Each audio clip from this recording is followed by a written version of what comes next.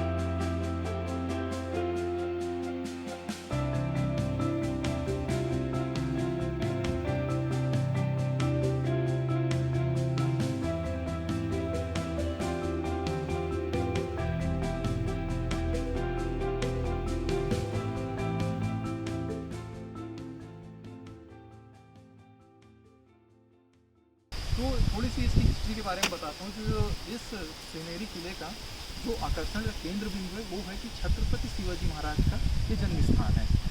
जैसे ही हम थोड़ा आगे बढ़े हमें ये सुंदर दृश्य यहाँ पे देखने को मिल रहा है। ये प्राकृतिक वातावरण से भरपूर है और हमें पीछे की तरफ अगर देखेंगे तो इस तरीके से हमें किले की दीवार नज़र आ रही है, काफ़ी लंबी और बड़ी दीवार है। तो हम आगे की तरफ बढ़ेंगे और बाकी को एक्सप्लोर करेंगे।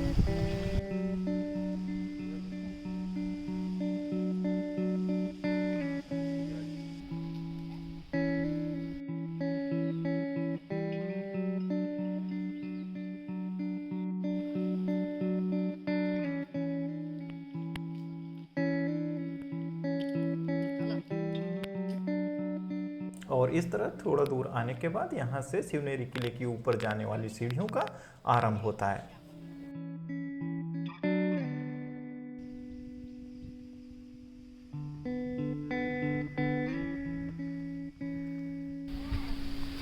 जैसा कि अभी आपको नज़र आ रहा होगा हमारे पीछे एक द्वार है जिसको हम महादरवाजे के नाम से जानते हैं और इस किले का पहला द्वार है।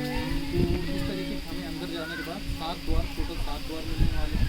इन द्वारों का निर्माण अलग अलग टाइम पीरियड में अलग अलग शासकों के द्वारा करवाया गया था और ये सुरक्षा के दृष्टिकोण से काफ़ी महत्वपूर्ण है। तो चलिए आगे बढ़ते हैं हम।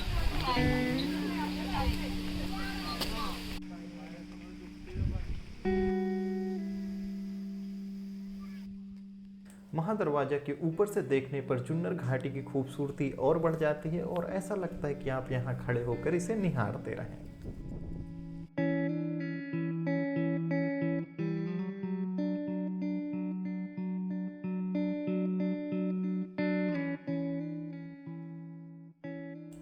और इस तरह थोड़ा आगे बढ़ने के बाद हम गणेश दरवाजे तक पहुंच गए, जो कि सिवनेरी किले का दूसरा मुख्य द्वार है।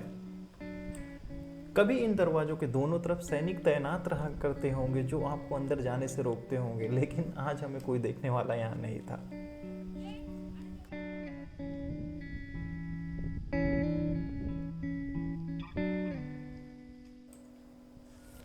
रह रहकर हमें जुन्नर घाटी अपनी ओर आकर्षित करती है और आपको रुकने पर मजबूत कर देती है और लगता है कि बस थोड़ी दूर इसे निहारते रहें और निहारते ही रहें।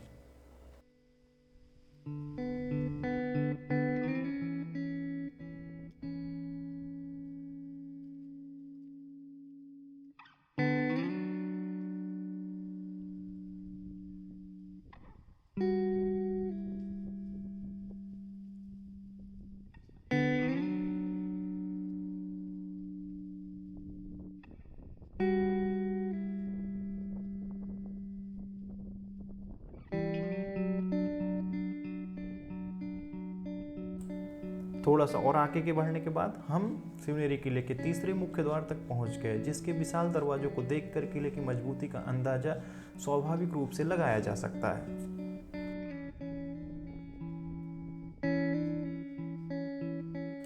दरवाजे से प्रवेश करने के बाद खूबसूरत पार्क नजर आता है, जिसका नाम तानाजी मालसुरे पार्क है।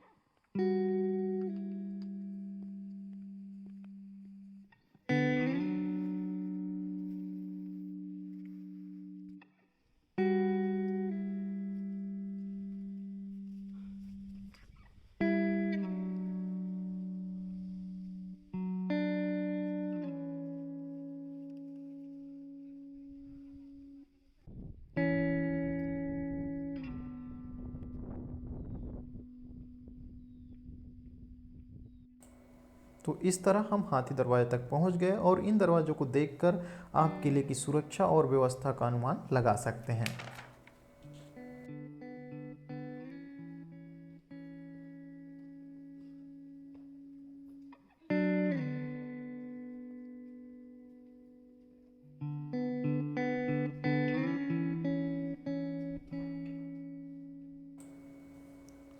हाथी दरवाजे को पार करने के बाद बाईं ओर फैली किले की दीवार अपने वजूद को बयां कर रही थी, वहीं दाईं ओर फैली जुन्नर घाटी ने हमारे मन को फिर से आकर्षित कर लिया।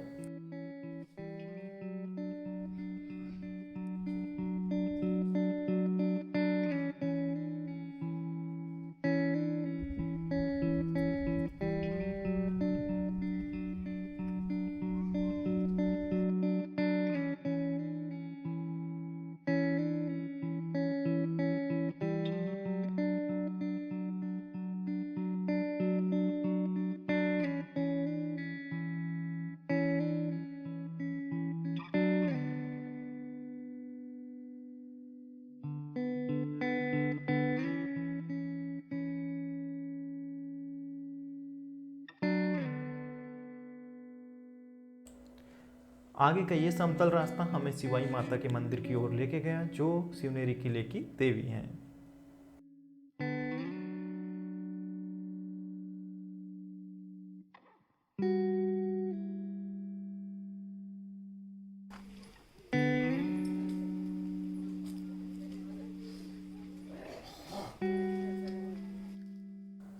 लेकिन कुछ कारणों की वजह से मंदिर का द्वार बंद था, लेकिन बाईं तरफ का रास्ता हमें मंदिर की ओर लेके गया।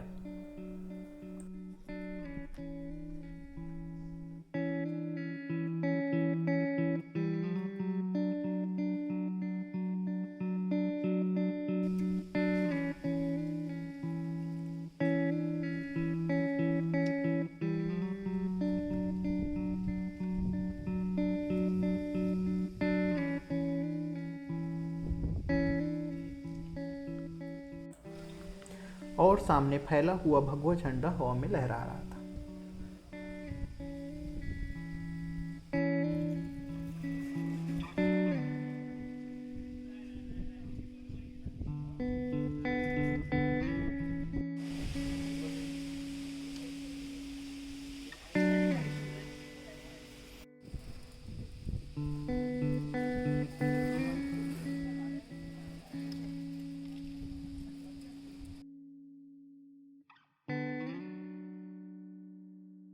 तो अभी जहाँ पे मैं बैठा हुआ हूँ ये शिवाई देवी माँ का मंदिर है, जैसा कि आप देख पा रहे हैं। यहाँ छोटे से शिवाजी महाराज का, लेकिन मंदिर के इंटीरियर उसका भी क्लोज है। तो अंदर की चीज़ें मैं तो आपको नहीं बताऊंगा, लेकिन इसके पीछे की एक स्टोरी मैं आपको ज़रूर बता सकता हूँ। क्योंकि ये जो छत्रपति शिवाजी महाराज का नाम है, शिवाई देवी माँ के नाम पे ही उनका नाम शिवाजी पड़ा था। अब उसके पीछे की कहानी क्या है, जब छत्रपति शिवाजी महाराज अपनी माँ के पेट में थे, तो उस टाइम पे छत्रपति शिवाजी महाराज की जो माँ जी थी, उन्होंने माता से प्रार्थना की थी, हे माता, अगर मुझे पुत्र की प्राप्ति होगी तो मैं अपने पुत्र का नाम आपके नाम पे रखूँगी। तो वो एक स्टोरी। दूसरी स्टोरी में बताते हैं कि ये जो मन्नत थी उनकी माँ जी ने नहीं बल्कि उनके नाना जी ने मांगी थी, और क्योंकि उनके नाना जी के बीच में हत्या कर दी गई थी जब वो उनकी माँ के पेट में ही थे, तो इस कारण भी उनकी माँ जी ने अपने पुत्र का जो नाम था देवी माँ के नाम पे रख दिया। तो इसके पीछे की छोटी सी स्टोरी है, यही छत्रपति शिवाजी महाराज और शिवाई देवी माता के बीच में जो रिलेशन है उसको बहुत अच्छी तरीके से प्रेजेंट करती है। माँ के मंदिर में थोड़ा समय व्यतीत करने के बाद हम फिर किले की ओर चल पड़े और हम 5वें और 6ठे दरवाजे को पार करते हुए किले की ओर आगे बढ़ते रहे।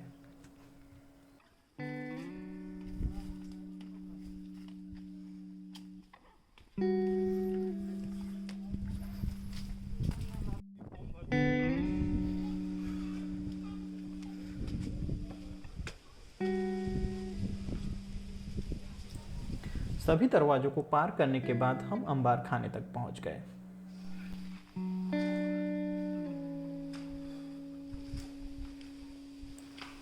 अंबार खाने का जो भवन था काफी बड़ा और विशाल था। इस अंबार खाने का विवरण हमें फ्रेस नामक इंग्लिश ट्रेवलर के दस्तावेजों में मिलता है, जो सन 1673 में यहाँ पे ट्रैवलिंग के पर्पज से आया हुआ था। फ्रेस के दस्तावेजों के अनुसार इस अंबार खाने की भंडारण क्षमता इतनी थी कि 1000 फैमिलीज को 7 सालों तक खाना खिलाया जा सकता है। तो इस बात से आप इस अंबार खाने की जो भंडारण क्षमता है उसका अनुमान लगा सकते हैं, और इसके साइज का भी अनुमान लगा सकते हैं ये कितना बड़ा रहा होगा। अभी तो ये पूरी तरीके से सुरक्षित नहीं है, काफ़ी सारी चीज़ें टूट चुकी हैं, लेकिन इस बात से आप इसका अनुमान लगा सकते हैं।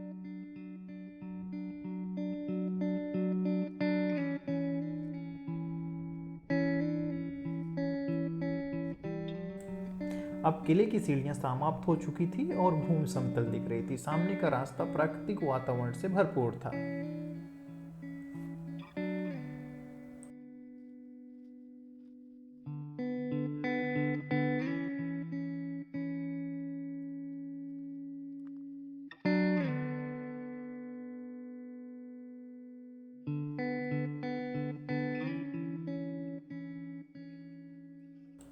थोड़ा और आगे बढ़ने के बाद हमें मंदिर नुमा एक इमारत दिखाई पड़ती है, जहाँ पर बाल शिवाजी और माँ जीजाबाई की प्रतिमा को स्थापित किया गया है।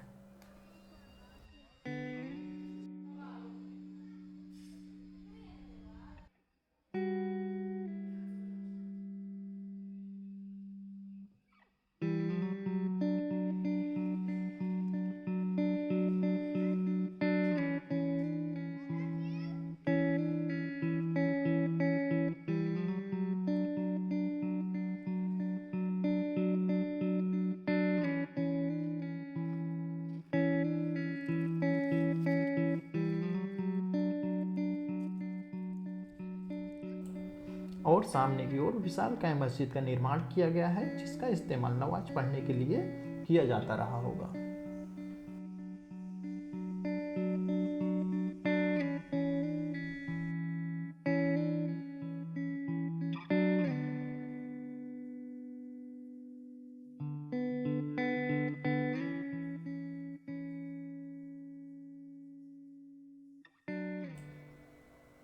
सीढ़ियों से नीचे उतरने के बाद सामने की ओर जलाशय का निर्माण किया गया है।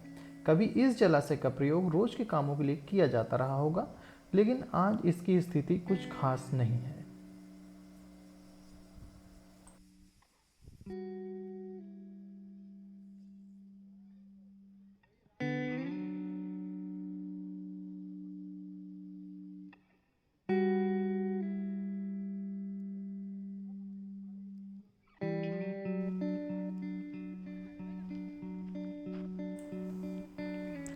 थोड़ा और आगे बढ़ने के बाद हमें एक चौकोर इमारत नजर आती है जो कि शिवाजी महाराज का जन्म स्थान है। समय के साथ यह इमारत भी टूट चुकी थी, लेकिन इसका निर्माण सन 1925 में पुनः किया गया।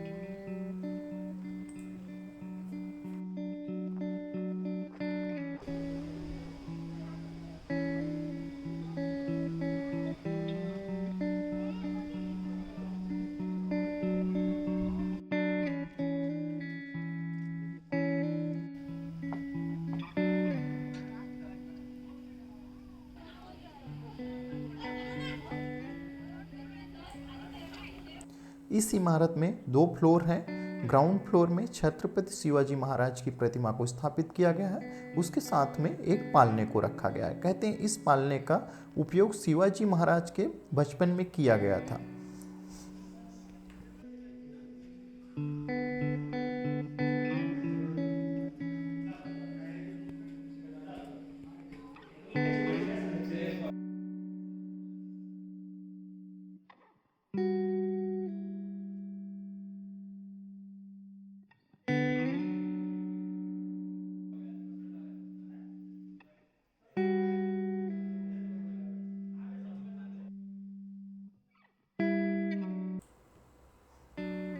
दूसरी मंजिल से आप जुन्नर घाटी के दृश्यों का लुत्फ उठा सकते हैं।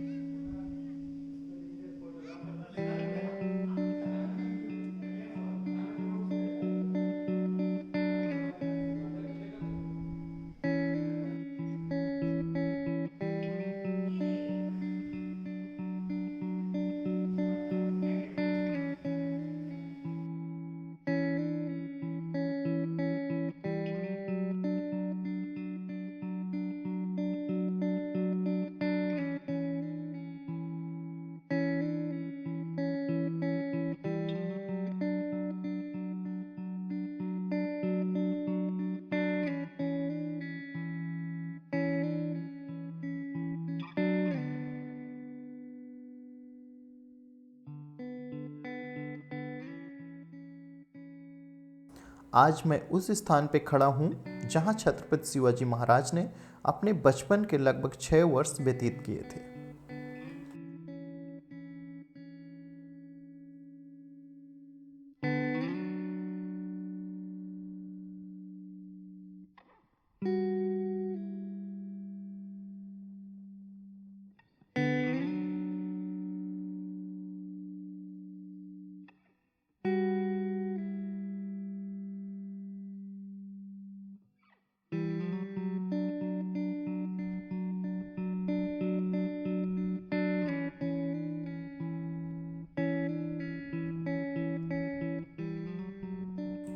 इमारत के सामने हमें किले का जो महल था उसके अवशेष दिखाई देते हैं। इससे पता चलता है कि कभी यहाँ एक भव्य महल रहा होगा।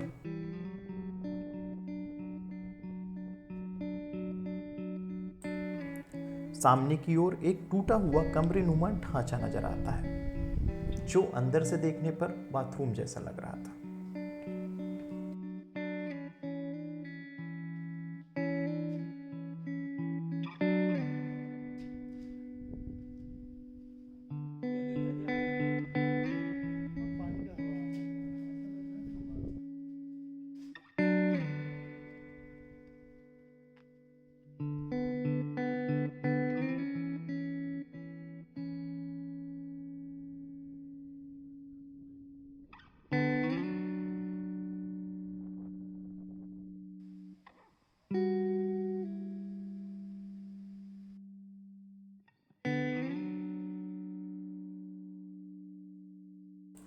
थोड़ा और आगे बढ़ने पर हमें बादामी तालाब नजर आता है जिसका पानी लगभग सूख चुका था, लेकिन कभी यह पूरे साल किले में रहने वाले लोगों की प्यास बुझाता था।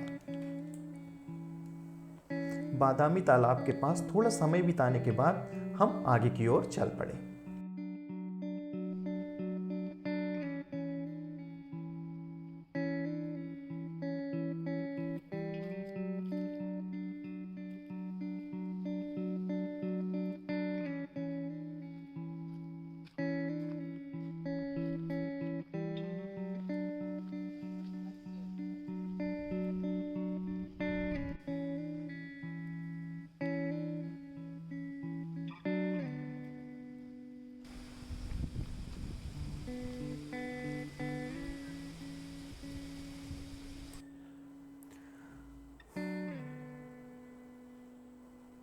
और आगे का रास्ता हमें कडेलोट की ओर लेकर गया। यह वह जगह है जहाँ पर अपराधियों को सजा दी जाती थी और यह किले का अंतिम पॉइंट है। यहाँ पर एक छोटा सा दरवाज़ा था जिससे आप अंदर जा सकते हैं। खाई की गहराई को देखकर आप इसका अनुमान लगा सकते हैं, जिसको यहाँ से फेंका जाता होगा उसके बचने के चांसेस ना के बराबर होते हैं। लेकिन सामने फैला हुआ जुन्नर शहर बहुत खूबसूरत लगता है और यहाँ पर थोड़ा समय व्यतीत करने के बाद हम वापस चल पड़े।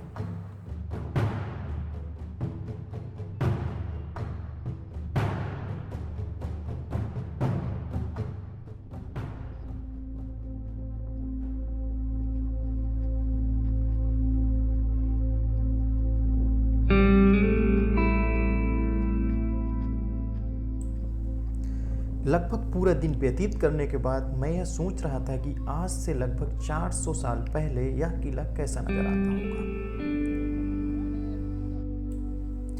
इन्हीं विचारों के साथ आज का हमारा सफर यहीं समाप्त होता है।